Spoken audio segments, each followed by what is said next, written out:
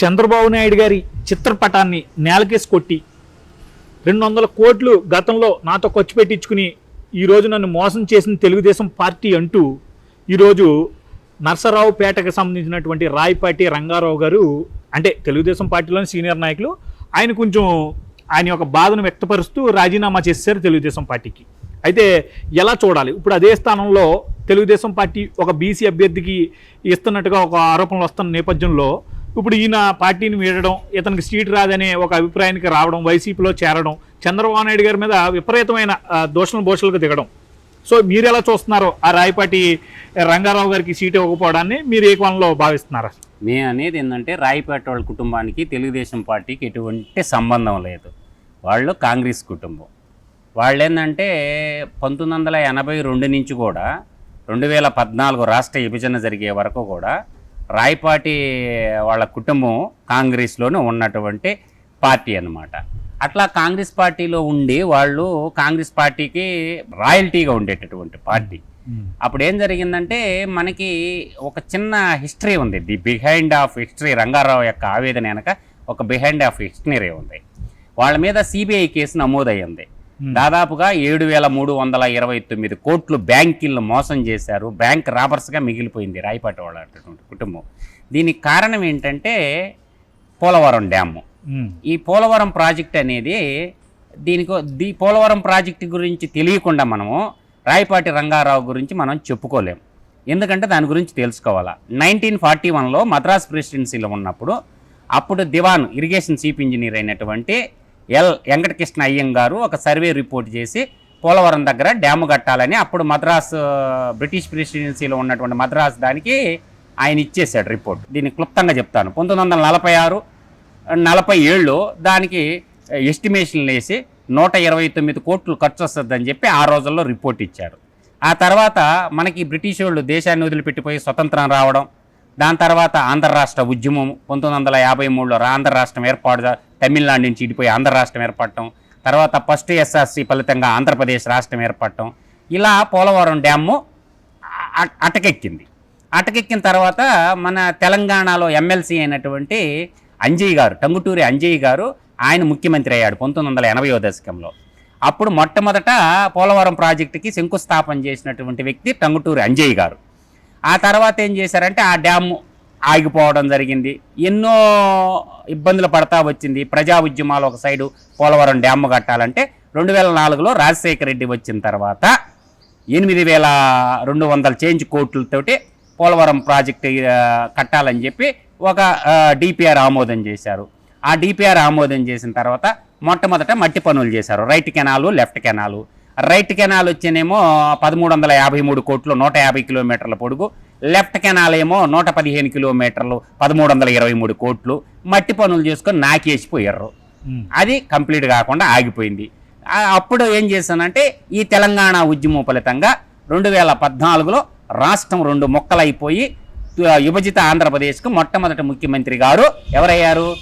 మనకి చంద్రబాబు నాయుడు గారు అవడం జరిగింది. అయితే దానికి ముందు ఏం జరిగిందంటే కిరణ్ కుమార్ రెడ్డి సర్కారులో ఉన్నప్పుడు పోలవరం నిర్మాణానికి కాంట్రాక్ట్ ఇచ్చారు. ఈ రాయపాటి వాళ్ళ కంపెనీకి ఇచ్చారు, ట్రాన్స్-ట్రాయ్. దాని పేరు ఏంటంటే ట్రాన్స్-ట్రాయ్. వాళ్ళు ఏం చేశారంటే 1 సంవత్సరం చూశాడు చంద్రబాబు నాయుడు, వీళ్ళు పని చేస్తారా చేయరని. అప్పటికే పోలవరం డ్యామును అడ్డం పెట్టుకొని బ్యాంకుల్లో 7,329 కోట్లు పెట్టి 4,300 కోట్ల రూపాయలు ఎన్పిఏ అయిపోయారు. బ్యాంకులకి డబ్బు కట్టలేనటువంటి బ్యాంక్ డెకాయిట్లుగా తయారైపోయింది వీళ్ళ ఫ్యామిలీ. అప్పుడు చంద్రబాబు నాయుడు ఒక నిర్ణయం తీసుకున్నారు. మీ వ్యక్తిగత స్వార్థం కోసం పోతే డ్యామ్ ఆగిపోద్దని చెప్పి అప్పటికప్పటికి ఏం చేశారంటే నవయుగ కంపెనీ వాళ్ళకి పోలవరం ప్రాజెక్ట్ ఇవ్వడం జరిగింది. నవయుగ వాళ్ళకి ఇవ్వటం అది కూడా జూలై 15, 2015 ఇస్తే ఆ నుంచి యుద్ధ ప్రాతిపదికన పనులు చేసుకుంటూ నవయుగ కంపెనీ పోలవరం నిర్మాణం పనిలో గిన్నీస్ రికార్డు కూడా సాధించడం జరిగింది. 32 లక్షల చదరపు కిలోమీటర్ల కాంక్రీట్ వర్క్లు కూడా చేసి.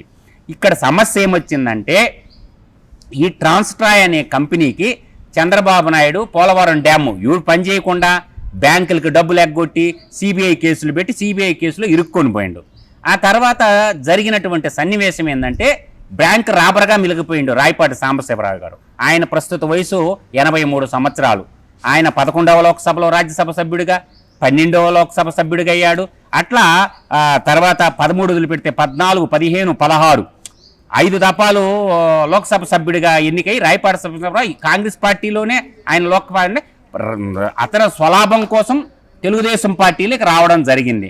అంతే తప్ప రాయపేట వాళ్ళ కుటుంబానికి తెలుగుదేశంతో ఏం సంబంధం? కాబట్టి ప్రతి ఎంపీగా దిగిన తర్వాత ఏమవుద్దంటే, ఎంపీగా దిగిన తర్వాత ప్రతి వ్యక్తి ఎంతో కొంత డబ్బులు ఖర్చు పెట్టుకుంటుంది. నువ్వు ఒక్కడవే ఖర్చు పెట్టావా? కారణం ఏంటంటే ఈరోజు జగన్మోహన్ రెడ్డి మాగుంట శ్రీనివాసులు రెడ్డిని 180 కోట్లు ఖర్చు పెట్టాలన్నా, అయితే నేను అక్కడ డిపాజిట్ చేస్తే నీకు ఎంపీ సీట్ ఇస్తాను అని చెప్పిండా లేదా? ఇప్పుడు ఏమంటున్నారు? తెలుగుదేశం పార్టీ మీద నిందలేసిపోవడం. ప్రతి ఓడు ఈరోజు తెలుగుదేశం పార్టీ అనేది మంచి రాజకీయ నాయకులు అందించినటువంటి ఫ్యాక్టరీ తెలుగుదేశం పార్టీ అంటేనే. ఈరోజు తెలంగాణ ముఖ్యమంత్రి కేసీఆర్ ఎక్కడ పుట్టాడు?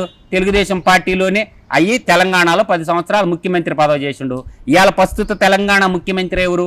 రేవంత్ రెడ్డి గారు. తెలుగుదేశం పార్టీలో పొయ్యేవాడు ప్రతి ఓడు జగన్తో మాట్లాడుకొని అయోధ్య రామిరెడ్డితో ఏదో నేను మాట్లాడాను అన్నాడు. అయోధ్య రామిరెడ్డి కూడా సిబిఐ కేసుల్లో ఉండడుగా.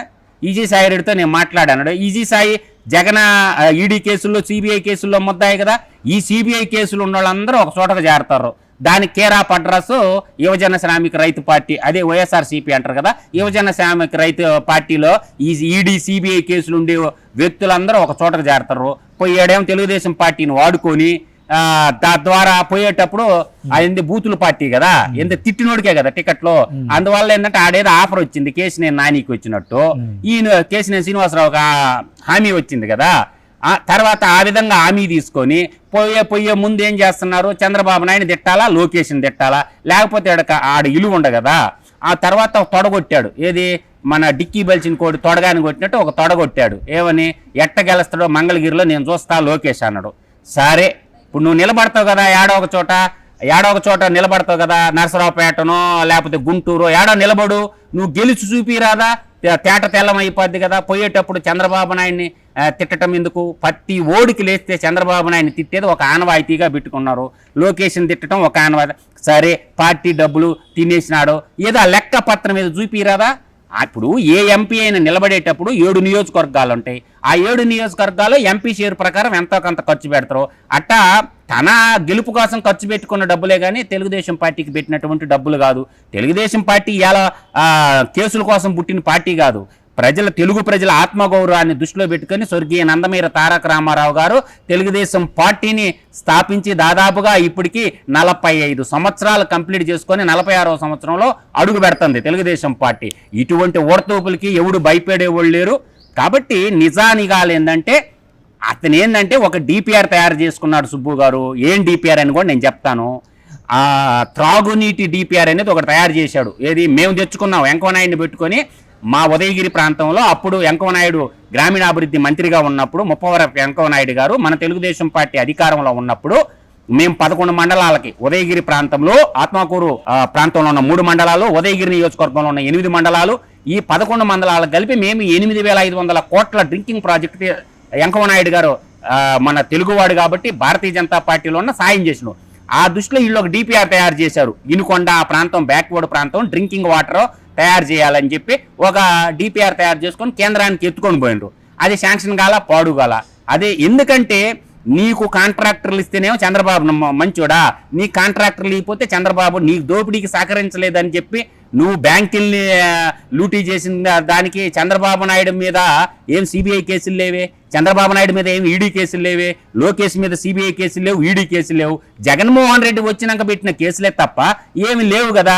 కాబట్టి ఈ ఈడీ సిబిఐ కేసులు ఉండే వాళ్ళందరూ యువజన శ్రామిక రైతు పార్టీలో పోయి ఒకరికొకరు సహకరించుకోవాలని చూస్తున్నారు.